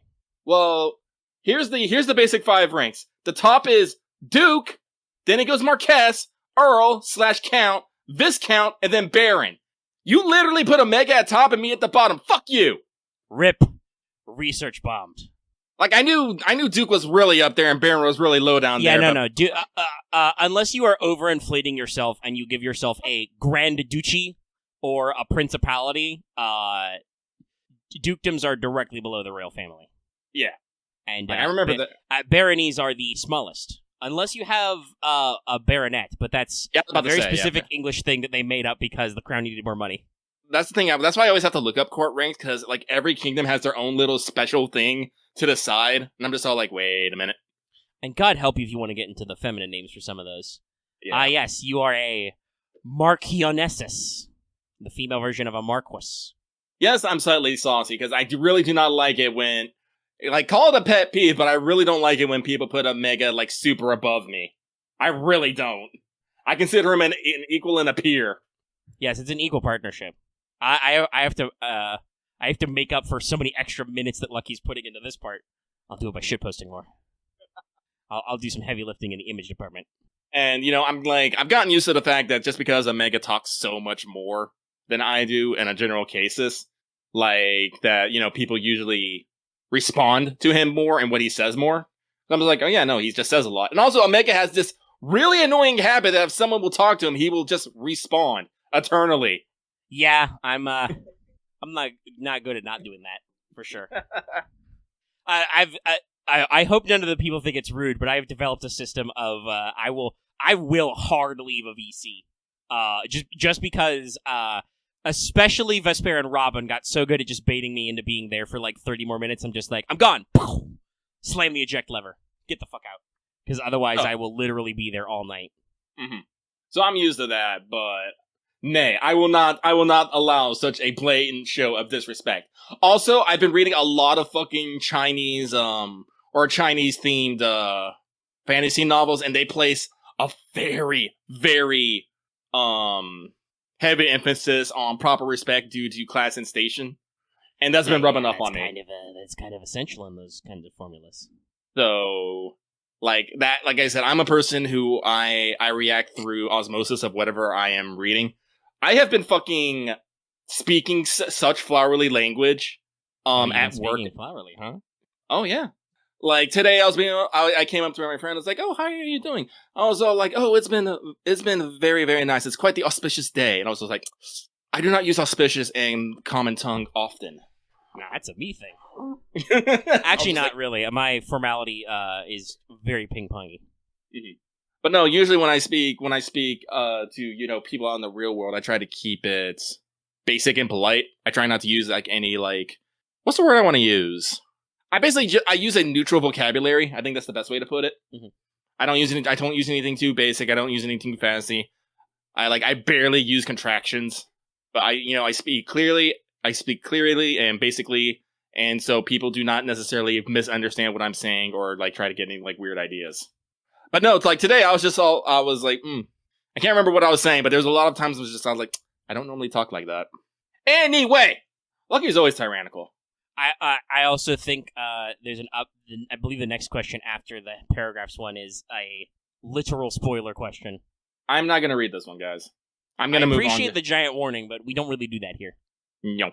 That's not a mailbag thing. That's not how it works. This is Lucky as a GM, by the way. If it would actually post the damn thing. It's not posting the damn thing. I don't want to type. I want to post the picture. Discord, why did you do this to me? It's weird. Just give me the smash enter until it works. It was adding an extra line. Oh, really? I just smashed more enter and it did it. It's weird. Well, no, normally it does work, but that time it was just giving me line breaks. I was like, no. That's my secret. All right. I'm always winging it. I wing it a lot when I did a little bit of GMing. Anyway, the next one comes from Agent 418. Hello, Lucky, you have the great Sharathon Omega of This Is Not a Drill. They came early. So what servant will you have to push on your friend list? Me? Hey, I would like some $6.99 monster. Wow. Somehow they got 33 cents off a monster ass, and it came out to $6.66. Yeah. Get a coupon. It's pretty sick. Who I'm gonna push on my friends list? Tamamo or Kiara? You only get to push one at a time? I believe so. Tamamo's on the...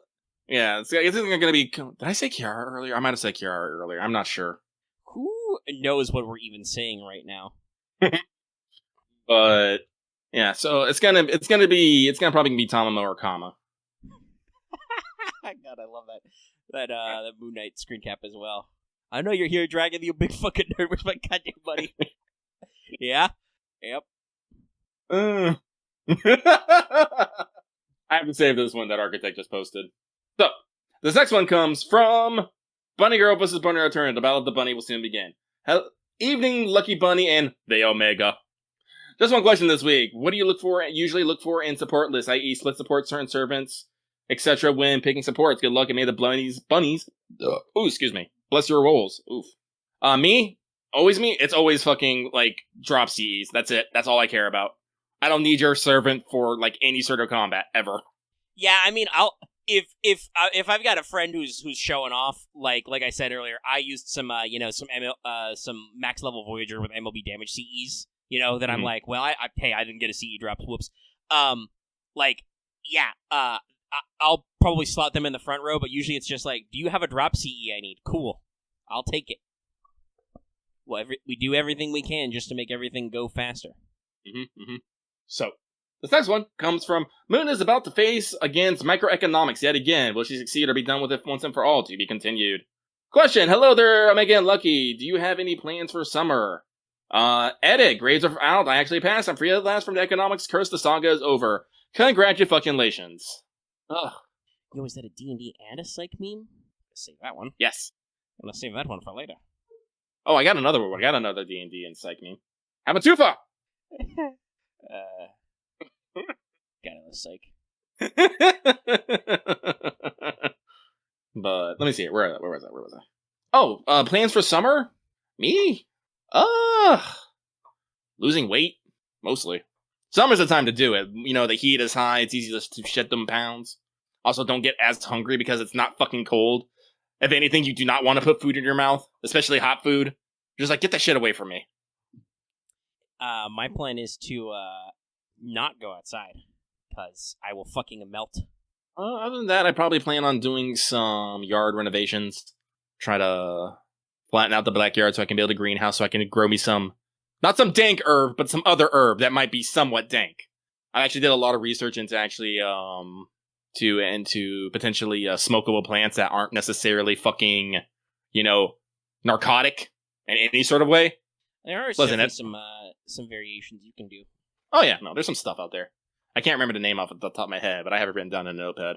And also, I'm not gonna grow weed in my fucking backyard because someone's just gonna fucking jump over my fucking fence and fucking take it all and probably break into my house. And then I have to shoot them. And then I have to go to fucking court, like, he broke into my fucking house! What was I supposed to do? Not shoot him? He was trying to eat my weed, sir. I mean, I don't know. It is Washington State. That might be a defense. Oh, we have what's the word it's called? Standard Fortress? laws. Yeah, standard castle laws. laws. Yeah, same thing. Castle laws. That's what it was. Yeah. Yeah, we have a very robust castle law in Florida. Yes. No, we go to court. You have to tell people, it's like, yeah, especially if it's like if the death was weird. Well, I mean, okay, if you want to be technical, you do have to go to court because self-defense is an affirmative defense. You are claiming, yes, I did it, but it wasn't illegal because of X, Y, and Z. Pretty much, yeah. The common version they taught me in my textbooks during criminal justice was, like, say you're on a mountaintop and you're starving to death and you break into somebody else's, like, ski lodge and eat their food. That's a affirmative defense where basically you argue, yes, I committed a crime, technically, but I should not be, you should not, like, charge me because of extenuating circumstances. Yeah. That is very Delta grade. So I'm gonna try and fix the yard, make a greenhouse, lose weight. I don't think I have actually any other plans. Except, I miss the days, I miss the years of literally having just, like, 2.5 months off just to do shit. But no, I still gotta go to fucking work. Yeah, big boy free time is no longer for us. Like, I don't think I have summer-specific plans. I have current plans, which is I need to get my sleep schedule unfuckled, because it's very bad right now, and I'm trying. Once I get that, I would like to, exercise more, clean a little bit more regularly. But yeah, Regent Raptor, did anyone actually press charges? What knife did I hover over? Oh, the police were involved? Oh, interesting. Sorry, my Discord has glued the remove from favorites pop window. I mean, what happened there was probably the police told the prosecutor. The prosecutor was like, no fucking chance. Like, despite what you may have learned from Ace Attorney, prosecutors sometimes will not commit to a trial, especially if they're just like, oh, there's no fucking purpose. That is, to be fair, if the prosecutor is like, this is an open and shut case, no jury will convict, we're out. Prosecutor, out! That's a chunky bun. No, Law and Order is completely wrong, by the way, Jesus. Well, not completely wrong, but a lot of those shows like to take creative liberties. Yeah, like I said, we are planning a Great Ace Attorney playthrough. I am sure that at least the first time it happens, I will stop down to tell you what is a courtroom antic for drama and not how that actually works. But yes, because they are dramas, legal dramas are usually very inaccurate. The big one is surprise evidence and surprise testimonies don't work. You have to submit everything to the court, and the other side, whether you're the defense or the prosecution, has to get a look at it first. Now, whether or not you know what a witness or piece of evidence means, you won't know unless you're spying on the other side. But, well, yeah, it's true. I think Japan adopted the jurist court everywhere, like only in 2004, which I know sounds wild, but there are actually people who complain about the jurism. I got lots of fun things to talk about, but that's a different time. I'm hunting for extra memes. What fucking question are we on? I don't even remember. We're only on the last one, but now I'm actually considering. Raging Raptor, why did you pull out your gun and shoot someone in a car? Like, if they were trying to run you over, then wouldn't they be driving away? Oh, they didn't drive away. Well, I mean, I assume the initial was they were coming at him, and he was forced to defend himself. Oh, yeah, never mind. Well, actually, no, probably here that probably wouldn't fly. Courts here would probably say, because we have castle laws. We have castle laws here. So if you're in your home, you can defend yourself. But if you're basically in any situation where you can escape or run away, you're supposed to do that and not resort to force. Yeah, no, that's a Texas and Florida thing. There's no duty to retreat. Yeah, that's the big time. Like, are you out and about and is somebody in your business? Fuck you. They're not in your business. This is America. Yeah. Oh God, sorry. I was hunting for more memes and I see one of my favorites. I've tweeted this out before. God, I love this one. It's the Birdman with me considering my options carefully, looking between a rock and a revolver. Violence or violence? Here is another very Yeah, so everyone, if you're planning on considering violence, make sure you check your state laws. Yes, only execute state-sanctioned violence. Yes. For defense of your own agency. But I found another very Delta Green one. Oh, God, that's so true, Legendary. I was watching something that was like, auto 144p, and I'm like, dude, my phone is literally where it's always been. My Wi-Fi level is the same. What the fuck, YouTube? What the fuck? Literal pixels. I think my favorite one and the second one is, no, this is wild rabbit territory. If you see a rabbit, please report it immediately so I can rush over and pet it. Watch out for coyotes and their 6 skateboard tricks. No hunting man for support. That reminds me, I need to finish watching season 2 of Case Study of Vanitas. Or is it Case Files of Vanitas? Case something of Vanitas! It's good! I haven't finished watching season 2. Alright, but we're on the last fucking one. I've just been lost in the weeds. And I got distracted immediately thinking about chainsaw machetes. Then I started thinking about nail bats. Then I started thinking about Delta Green because I came up with a weird idea and I think Omega's slightly concerned about it. I mean, slightly. Sorry, no, I was gonna keep talking, but then someone posted a monster. I can make it work. Listen, I don't have to hammer the nails completely through. Also, I don't know what else I'm gonna do with these fucking nails. I'm not turning them in. Fuck you, they're mine. Even if I don't know what they do. Anyway, this last one, because we have been on like this one for bleh. This last one comes from the Give me 1 second here while I scream with my microphone off. That's okay. We're going to edit out a lot of weird silences where we were just looking at memes and patron chat. Okay, I'm back. I had to scream. I literally had to scream. Trust me, Lucky, I understand that. You guys don't see it, obviously, because I cut those takes out. But sometimes when I'm doing prog or one, and it's sometimes just like, and then it's just like, fuck. Hold on a second. Take two. Take two, everybody. Okay. But this one comes from the Tyrant King, now investigating new premium digital currency sweeping the nation. Coming soon to your station. Question! Hey, Clear Wing, Fast Lucky, and Clear Wing Synchro Meg. This is some Yu-Gi-Oh shit again, ain't it? Yeah. With server coins at Append Skills now at the horizon, which are you going to do for the first 120? We already answered this, so I'm going to... That's it for me. Sending good vibes your way. Wah, wah, wah, wah, wah, wah. And hope you have a nice evening. Reference Yu-Gi-Oh! Archetype Speedroids. Or is it Speed Droids? No, it's Speedroids. Okay. Hey, no. Synchro Dragon's separate. If you cowards would get me to 3,100 subs, I could explain it to you. But as you have failed so far, I am invincible. You will never get us to 3,100 subs and force me to suffer through Dimension Dragons. And also possibly the others. I got nothing. Anyway, that is it for mail. 3090, though. Big jump. Big jump. We're at 3090. Sick. Also, I have no idea how, but What's Up got like 600 views. Which one? The last one. Most recent. Really? Yeah. Maybe I should play more Most Amazing Cultivation Simulator. The people, they about it. Yep, 603. Sadly, the last Skyward Sword stream didn't get a lot of super great views, even though I found a much better name after you'd actually done it, because the original name, or naming that originally would have been a spoiler. But it was slightly shorter, I guess. But I made it rhyme, guys. Well, it's actually a pretty good CG. That's Crystal Wing, though, which was not either of the name you used. Mm-hmm. Anyway, that was Mailbag, I think, right? Was there more to that one? Mm-hmm. That's it. Okay, alright, cool. I even lost my Mailbag tab, so it's good. So let's switch into free talk. Here, wait, I think we really final psychic gift. I think we've pretty much said what we wanted to say about.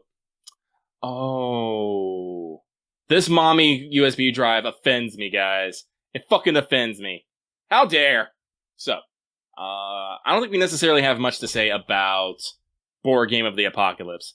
Honestly, the more I think about it in hindsight, the weirder it fucking is. I don't know actually what this point was. Yeah, like, it's... I don't know if it's a good... Because it kind of spoils some stuff. I don't know if it's a good attempt to, like, market, whatchamacallit. Again, they came out with this when it had, like, less than 2 volumes of the light novel. I feel that's... Yeah, this was basically promo for light novel volume 2, but also, like, how is it a promo? It's a fucking spoiler. Like, it talks about a lot of stuff that isn't even in, I think, the 2 volumes that are out. But, I don't know. I mean, it's neat and timely, but it's also weird, and the mechanics are weird, and why is it, board game themed? That's neat and all, but it's a weird one. I wonder if there's been any, like, interviews or commentary on, like, why they decided to go that route.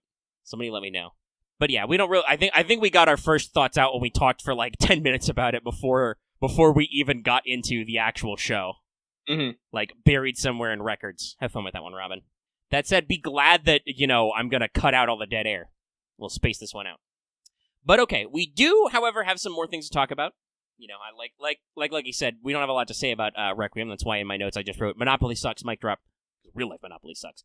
But we did get a new servant. He does things. Mm-hmm. It's good. You'd hate if he didn't do anything. Skill 1, does nothing. Skill 2, does nothing. NP, no effect. Be a great joke 1-star one time. But, no. So we can actually talk about Constantine the Ninth, and we can get into that one. I called this one New Servant Dietz. The Dietz Wult. For raisins. Did you get it? Raisins.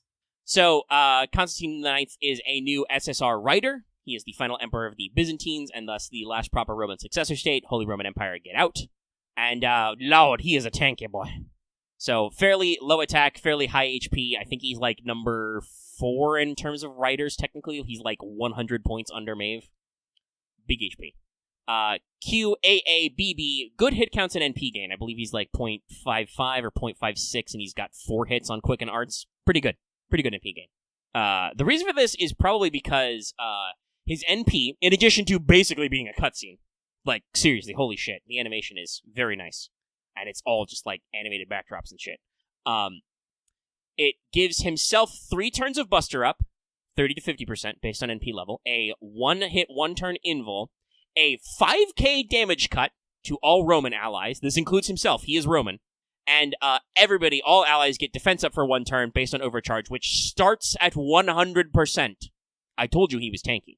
Like, this isn't quite, Jean AoE invul levels of tank, but damn, this the tanks. Mm-hmm. 100% damage up, 5,000 damage cut if you're Roman.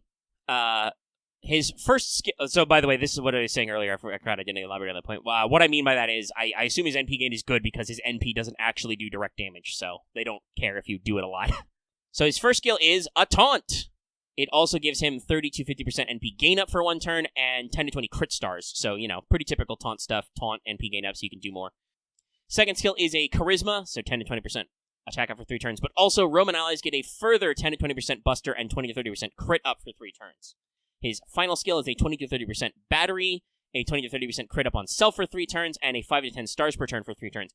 But it also gives Constantine a on-death buff, which will pass the exact same buffs he's already got, the battery, the crit up, and the stars per turn, to whoever is last in your row.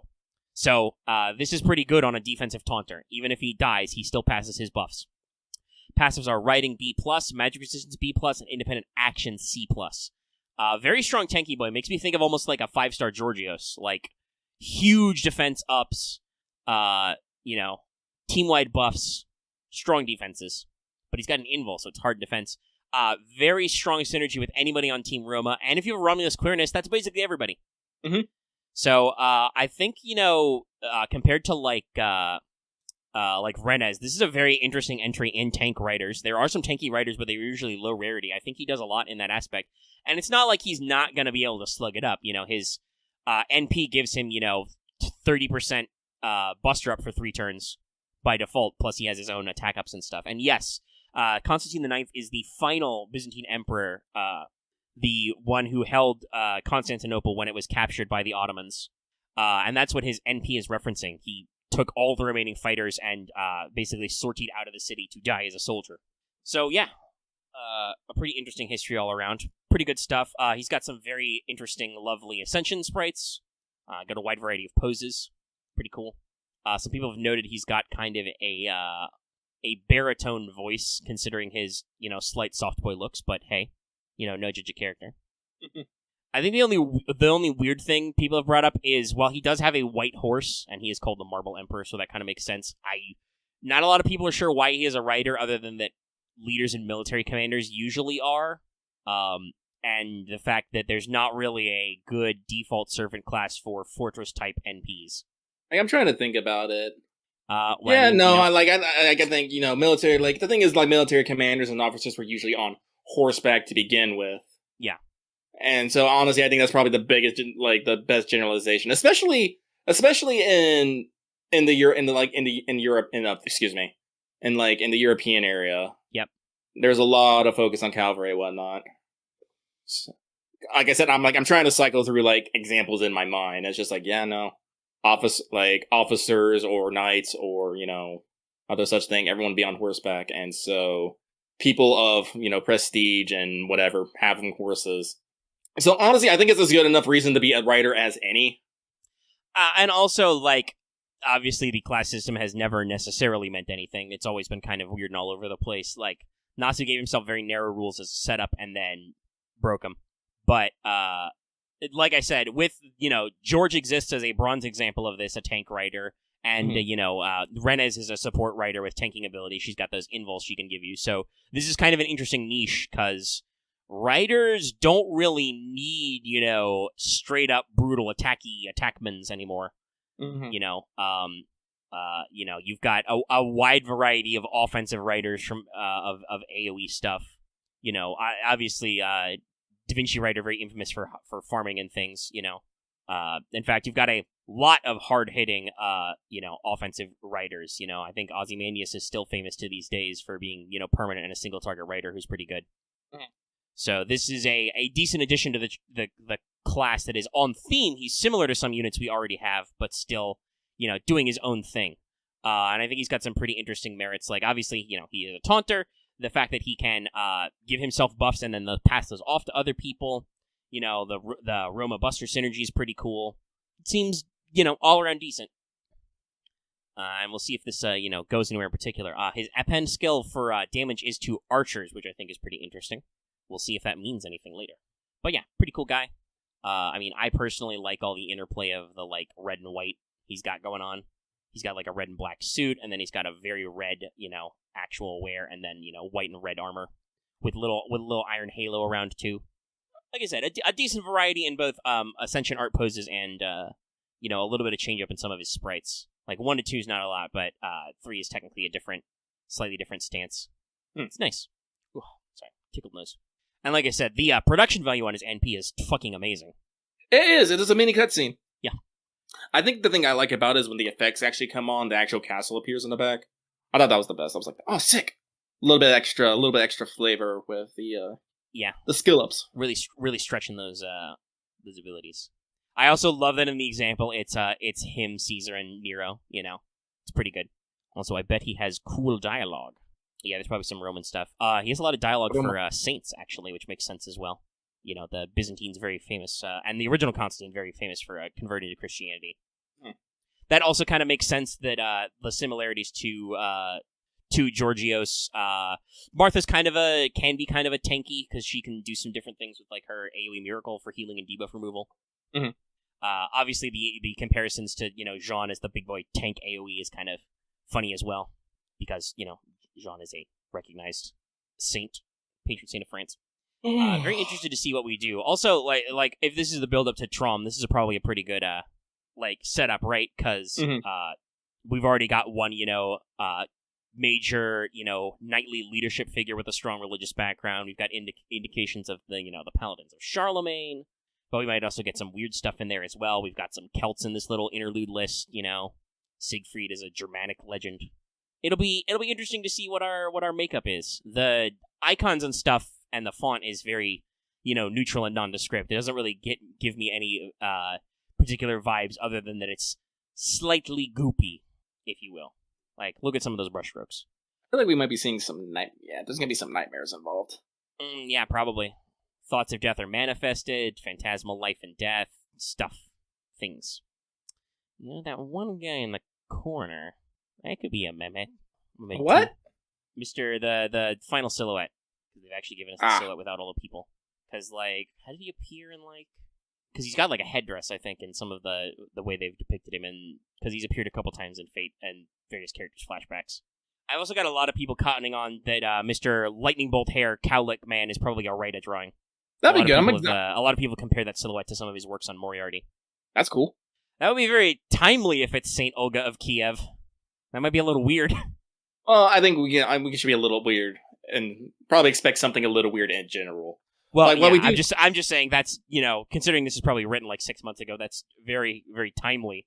But we'll see where the dialogue lands. You know, obviously I can't read all the crazy stuff. By the way, you do have to have cleared the Tunguska for this. Mm-hmm. Just to let everybody know for 6.5, because that was a story event. But okay, all right. What's the time? 2:20. Yeah, definitely a little bit longer than usual. I'm starting to run out of juice a little bit though. Yeah, I think we've had a high juice. A well-sized show. Yeah. Obviously not this week yet because the juicing. But Fanservant Friday probably next time.